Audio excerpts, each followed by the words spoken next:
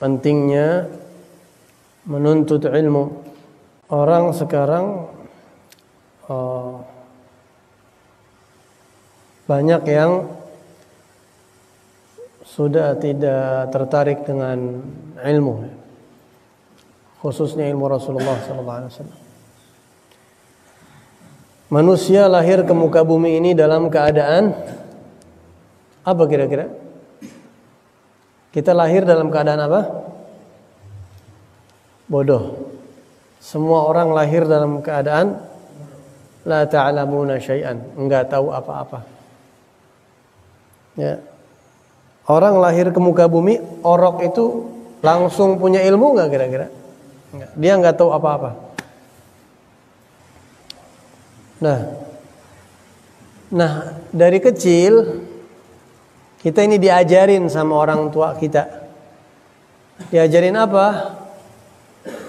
Diajarin ngomong, mama. Diajarin ngomong. Yang pertama kali diajarin kepada kita ngomong apa? Orok pertama kali diajarin ngomong apa kira-kira? Acis, duit, ada gak kira-kira?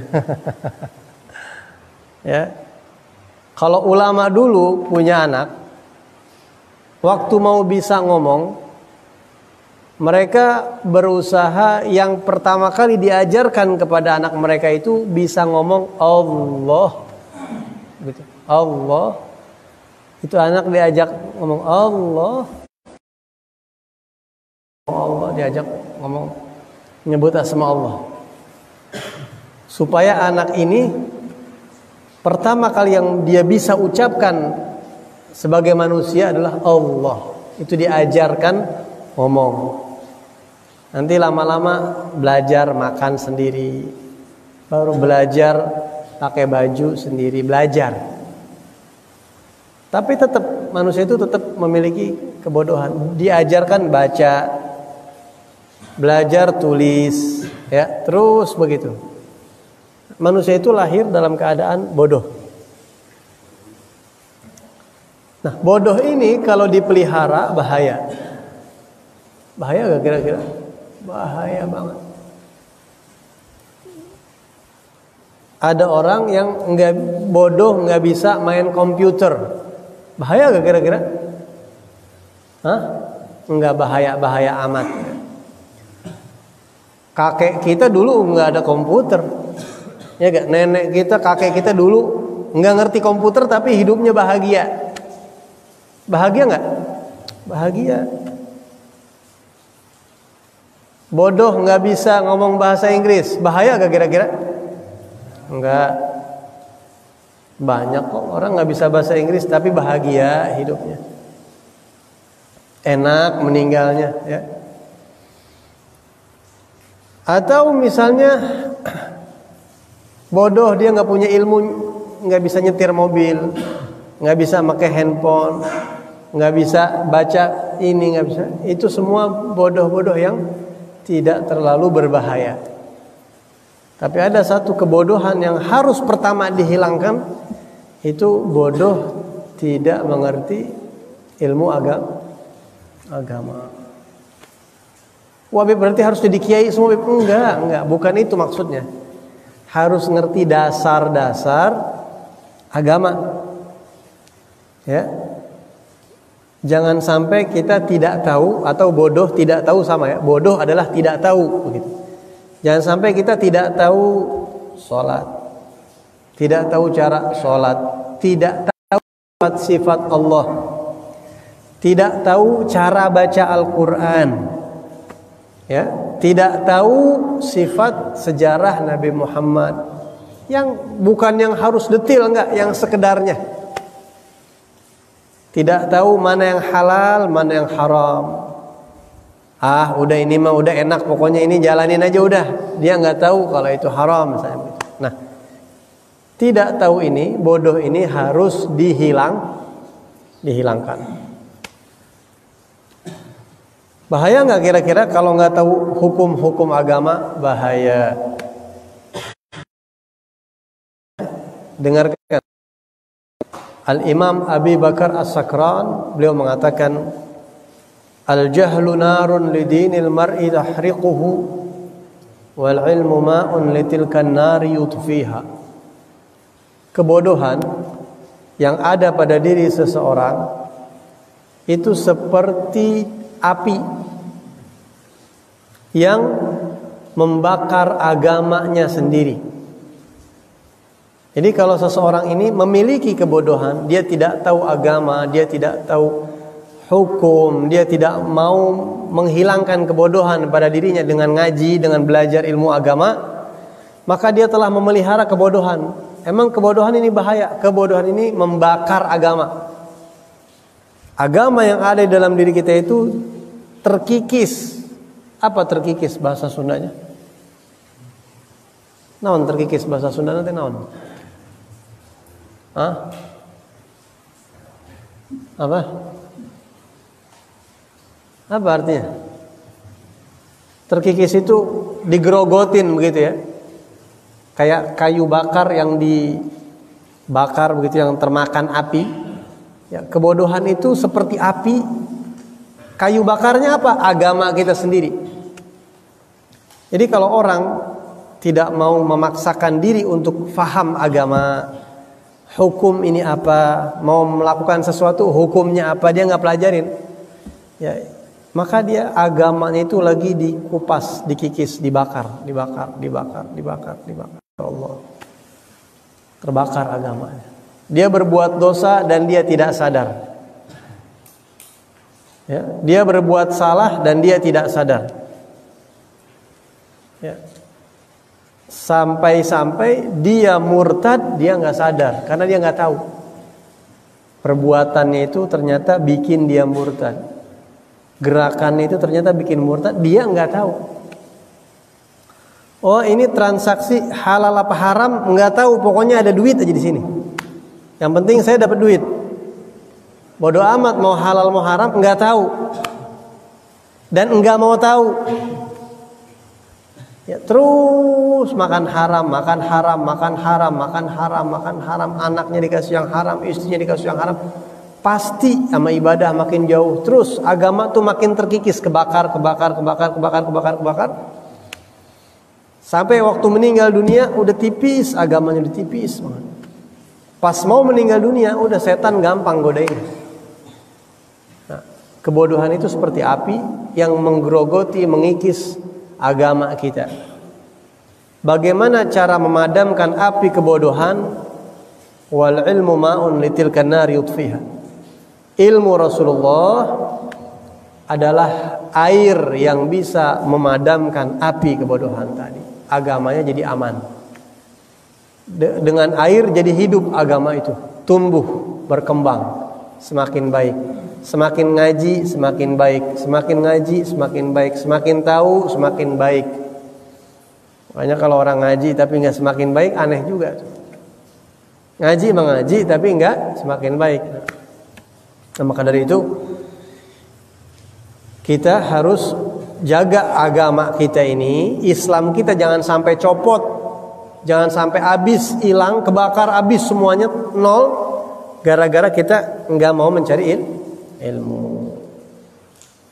Sampai kapan Bib ngaji? Sampai kapan kira-kira ngaji? Sampai mati. Kita niat malam ini, kita niat, ya Allah saya niat, saya mau ngaji sampai mati. Ya, saya mau ngaji sampai mati dan saya mau mengamalkan. Saya mau pakai. Kadang jangan sampai kita ngaji tapi kita nggak pakai begitu. Ya, minimal kita menjauhkan perkara yang haram. Yang kedua yang ingin saya bahas, keutamaan orang duduk di majelis ilmu. Orang duduk di majelis ilmu ini keutamaannya apa? Banyak. Di antaranya orang yang duduk di majelis ilmu itu, ada satu orang datang kepada Rasulullah. Dia mengadu kepada Rasul. Ya Rasulullah, saya mau curhat sama Rasulullah. Kenapa? Saya punya adik ya Rasulullah. Adik saya ini kerjaannya ngaji melulu. Ngaji sama Rasulullah. Maksudnya hadir majelisnya Rasulullah terus. Sampai-sampai dia nggak sempat bantuin dagangan saya, pekerjaan saya. Saya kan punya usaha. Tapi giliran makan mau ya Rasulullah. Ngaji mulu. Giliran pulang makan. Nikmatin hasilnya. Maunya saya waktunya ngaji mengaji, tapi bantuin saya usaha saya nih, kata orang tadi. Karena memang kalau ada Rasulullah sayang ya, harus setiap taklim. Bayangin coba kira-kira kalau di kampung kita ini Nabi Muhammad setiap hari ngajar, mau nggak hadir sehari? Nggak mau, gitu ya.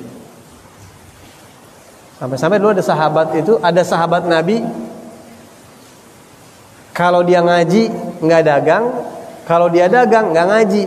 Ada yang seperti itu. Akhirnya ngomong sama satu sahabat lagi, kita gantian ya, ente hari ini ngaji ke Rasulullah, saya dagang, jagain usaha kita. Besok ana ngaji, ente jagain usaha kita. Waktu ente ngaji, ente catat, ntar kasih tahu aneh.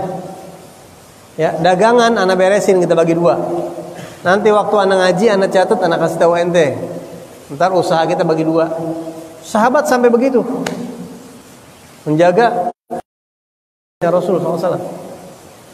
Nah, ada lagi nih yang tadi, kalau tadi adanya ngaji melulu nih, abangnya jarang-jarang. Bagaimana ya Rasulullah, adek saya begitu, maunya saya bantuin saya. Apa kata Rasul? La'allaka turzaqu bih. La'allaka turzaqu bihi, kata Rasulullah. Kamu tahu gak, kata Rasulullah, selama ini kamu dagang lancar, usaha kamu berkah dari yang halal tentunya. Yang bikin sebab kamu sukses dagang itu apa, tahu gak? Sebab dia duduk di majelis ilmu, keberkahannya dagangan ente lancar. Karena ente ngasih makan dia, biayain dia, yang dia itu santri, thalabul ilm, keberkahannya ente rasain. Kalau ada ente berhenti ngaji, rezeki ente belum tentu lancar kayak begini sekarang. Subhanallah ya. Jadi orang ngaji itu jangankan dirinya, kanan kirinya aja bisa dapat keberkahan sebab ilmu yang dicari. Ya. Sebab ilmu yang dicari. Berapa banyak tetangga-tetangga pesantren yang berkembang usahanya sebab santri. Dan itu banyak hampir di setiap tempat. Donatur-donatur pesantren itu usahanya jadi berkah karena mereka menginfakkan hartanya untuk santri. Ketika ada usaha yang dibarengi, yang diselipkan untuk ilmunya Rasulullah, itu ngucur, keberkahannya nempel, muncrat tuh sana sini. Kecepretan. Jadi salah satu keutamaan duduk di majelis ilmu akan menjadikan sebab keberkahan rezeki.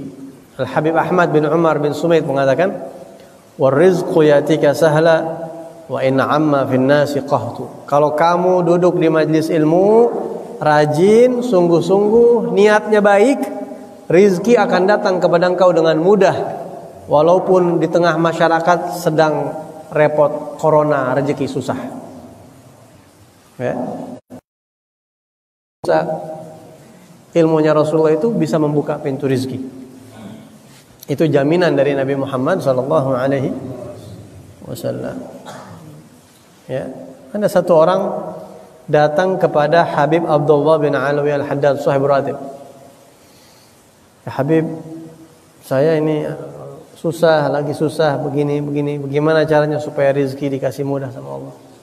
Nanti ambil kitab, ambil pulpen, duduk catat pengajian sama anak. Ikut baca sama anak. Insyaallah rezeki ente dikasih gampang. Wah, orang ini dikasih gampang sama Allah, setelah berapa hari dibuka sama Allah.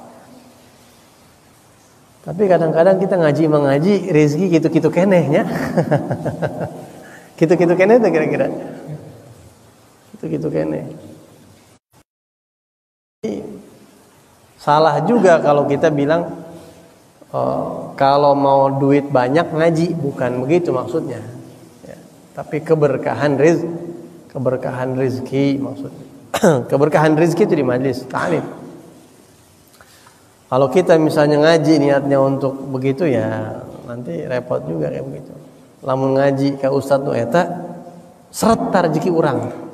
Tapi lamun ngaji ka ustaz nu eta lancar. Akhirnya nanti orang jadi ngaji bukan isinya yang dicari.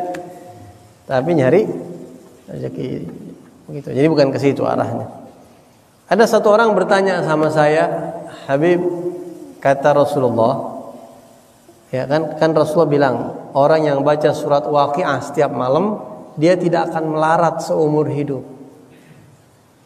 Man qara'a surat al-Waqiah kulla lailatin lam tusibhu faqatun abada." Siapa orang baca surat Waqiah setiap malam, dia tidak akan tertimpa kemelaratan selama-lamanya. Surat Waqiah tiap malam. Ada orang bertanya sama saya, "Kok begitu, Bib? Kenapa kok surat Waqiah itu bisa menghilangkan kemelaratan?" Kata para ulama, saya bilang begini, kalau antum pelajarin surat Waqiah itu jangan cuma dibaca, coba direnungin isinya.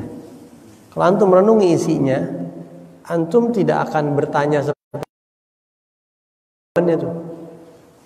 Kenapa? Karena orang kalau baca surat Waqiah, isinya dia pelajarin, itu surat Waqiah itu mengajak kita merenung. Afara'aitum ma tumnun, antum takhluqunahu am nahnu khaliqun. Nahnu qaddarna bainakumul mauta wa ma nahnu masbuqin. Afara'aitumul ma'a alladhi tashrabun, antum anzaltumuhu minal muzni am nahnu munzilun. Dan seterusnya. Afara'aitum ma tahruthun. Apakah kata Allah berfirman nih di surat Waqiah?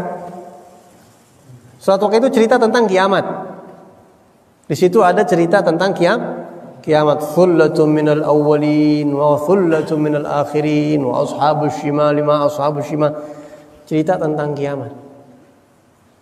Dan bahwa kiamat itu akan datang. Kalau orang sudah merenungi terus kiamat akan datang, insya Allah dia nggak akan tertipu sama dunia. Sama dunia biasa-biasa aja begitu. Yang bikin orang jadi melarat itu kan karena ngejar-ngejar dunia berlebihan, ini kurang, itu kurang begitu. Tapi kalau dia qanaah, santai, ya ada Allah, saya persiapan hari kiamat, kita mikirin akhirat, itu bakal dibuka sama Allah keberkahan rezeki. Terus yang kedua di surat Waqiah itu ada ayat-ayat yang Allah ajak kita merenung. Afara'aitum ma tahruthun. Kata Allah, apakah kalian tidak melihat tanaman-tanaman ladang kalian? Coba tengok sawah kalian. Coba tengok kebun-kebun kalian. Kita kan nanam singkong, nanam padi, ya. Nanam pohon apa lagi? Nanam manggis. Nanam pohon ini, nanti kita jual pisang, kita jual, dibikin jadi singkong, jadi biskuit, pisang jadi ini, padi jadi beras, kapas jadi kain, jadi benang. Kata Allah, coba kalian lihat tanaman-tanaman yang kalian tanam. Aantum tazra'unahu am nahnu zari'un. Kata Allah, siapa yang menumbuhkan tanaman itu? Aku atau kalian? Kata Allah. Ya. Yang bikin pohon itu tumbuh siapa? Kata Allah. Aku atau kalian? Allah. Ya. Berarti kalau Allah ya udah, nggak perlu takut lagi, udah engkau ya. Antum tazra'unahu am nahnu zari'un. Afara'aitumul ma'a alladhi tashrabun. Apakah kalian tidak melihat air yang kalian minum? Antum anzaltumuhu minal muzni am nahnu munzilun. Yang nurunin dari langit siapa? Saya atau kalian? Jadi pikiran kita itu dibawa sama Allah, semuanya itu dari Allah. Jadi hati tenang. Ya. Jadi hati itu terasa tenang. Dan orang yang hatinya tenang nggak ada. Orang melarat hatinya tenang, nggak ada. Ada gak orang melarat hatinya tenang? Nah, hidupnya enak, senyum. Ada gak orang? Nggak ada orang melarat seperti itu. Kadang-kadang orang kaya pusing, galau, gelisah, stres, pergi ke diskotik, cari narkoba, cari perempuan. Kaya tuh duitnya banyak. Kaya gak? Enggak kaya itu. Tapi orang yang biasa-biasa aja tenang. enak hidupnya, waktunya ibadah, itu bukan orang melarat. Ya. Melarat itu walaisal ghina illa 'ani syai'i la bihi, kata Imam Syafi'i. Yang namanya kaya itu enggak butuh. Orang kaya itu orang yang tidak butuh, bukan yang punya, bukan. Orang kaya adalah orang yang punya duit, bukan orang kaya yang tidak butuh duit, itu orang kaya. Ya. Imam Syafi'i itu yang bilang. Orang kaya itu bukan yang punya mobil, tapi yang tidak butuh mobil, itu orang kaya. Paham ya? Butuh gak mobil? Butuh. Berarti belum kaya kita. Bapak mau mobil? Enggak. Assalamualaikum Habib. Bayangin ada satu orang datang ke Abuya Said Muhammad Amali. Atau datang ke satu orang, Habib saya mau ngasih hadiah buat antum. Apaan? Mobil. Jangan buat yang lain aja. Kaya gak? Masya Allah. Habib saya mau kasih duit buat Habib ini 30 juta. Ente buat orang lain aja. Ahsan deh bantuin yang lain. Habib saya mau bantu pesantren Habib ini Habib 400 juta. Buat pesantren yang lain aja ya. Anda gak butuh. Kaya gak aneh? Kaya. Padahal Anda butuh duit. Butuh ya, cuma Anda nggak, ente yang lain aja. Berarti kaya. Anda cukup. Misal, ini contoh, jangan gara-gara ini terus berarti bukan contoh ini. Ya. Contoh, tetap duit membutuh kita. Tanah juga masih utang, kan tanah pesantren.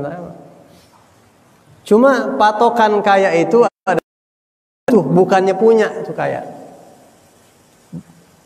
Contoh nih, di sebelah kanan saya ada orang dan di sebelah kiri saya ada orang. Oke. Ada orang datang nawarin ke dia, Pak mau motor gak? Mau, sini mau, saya mau motor. Datang ke saya, Habib mau motor gak? Buat yang lain aja. Kira-kira kayaan mana dia mana? Kayaan aneh, karena Anda nggak butuh. Padahal dia punya motor banyak, Anda cuma satu. Paham? Padahal dia punya motor banyak, Anda cuma satu. Tapi yang kaya siapa? Yang nggak butuh. Datang misalnya partai politik, kalau Ustadz mau, kita akan berikan mobil Velfire, kita akan berikan tanah, kita akan berikan sumbangan 5 miliar. Oh ya mau kami. Gimana Ustadz mau? Yang satu lagi tawarin, Ustadz mau gak ikut sama saya nanti saya? Anda nggak butuh, yang lain aja. Begitu. Jadi yang namanya kaya itu adalah tidak butuh, bukan punya sesuatu, tapi tidak butuh sesuatu. Nah, orang baca surat Waqiah nggak bakal melarat, karena hatinya itu akan dirubah sama Allah, hatinya jadi kaya. Dan juga itu secara batin, secara zahir dikasih sama Allah. Apa yang dia butuh? Ya Allah, saya butuh mobil nih, dikasih tuh. Ya Allah, saya pengen ini nih, dikasih tuh. Jadi nggak butuh sama orang lain, sama Allah dicukupin. Ya, dicukupin oleh Allah Subhanahu wa ta'ala. Jadi kalau orang baca surat Waqiah, lama-lama udah. Ya, afara'aytum ma tahruthuna antum tazra'unahu am nahnu az-zari'un bal anta ya rab. Law nasha'u laj'alnahu hutaman fadhaltum tafakkahun. Kata Allah, kalau kami mau, semua pohon saya bikin tidak tumbuh sedunia. Kerepotan enggak kita kerepotan. Jadi akhirnya sama Allah butuhnya. Ya. Law nasha'u, terus afara'aytumul nar afara'aytumul ma'a alladhi tashrabun. Apakah kalian tidak melihat air yang turun? Antum anzaltumuhu minal muzni am nahnul munzilun. Siapa yang nurunin? Kata Allah, saya atau kalian? Law nasha'u ja'alnahu ujajan walau la tashkurun. Kalau saya mau, airnya semua saya bikin asin semua air. Kalau air asin gimana kira-kira? Habis sudah. Kalau saya mau, kata Allah, semua air saya bikin enggak enak, rasanya asin. Sayur asam enggak ada lagi, adanya sayur asin akhirnya. Udah enggak ada lagi dah. Semua makanan ini kurang anta, begitu anta ya, apa bahasa Sundanya. Akhirnya kita mikir, ya Allah, semua dari Engkau, tumbuh-tumbuhan dari Engkau, air dari Engkau, rizki dari Engkau, hidup dan mati dari Engkau, kiamat di depan mata, ini begini. Kalau direnungin, baca surat Waqiah, hati kita bakal besar hati. Enggak butuh sama siapapun kecuali sama Allah. Subhanallah. Nah, ngaji begitu. Orang ngaji, Allah akan bukakan rizkinya dengan mudah. Hatinya dibuka dulu, nanti rizki datang gampang. Yang penting hati dulu begitu. Ya. Nah, jadi ini muqaddimah aja, mudah-mudahan muqaddimah ini bisa bermanfaat. Ada pertanyaan mungkin? Udah paham semua ya, insyaallah. Paham, sefaham-fahamnya. Tinggal mengamalkan isinya insyaallah. Rabbana taqabbal minna innaka antas samiul alim wa tub 'alaina innaka antat tawwabur rahim. Sallallahu ala sayyidina Muhammadin nabiyina wa ala alihi wasallam. Alhamdulillahi rabbil alamin. Ya Rabbana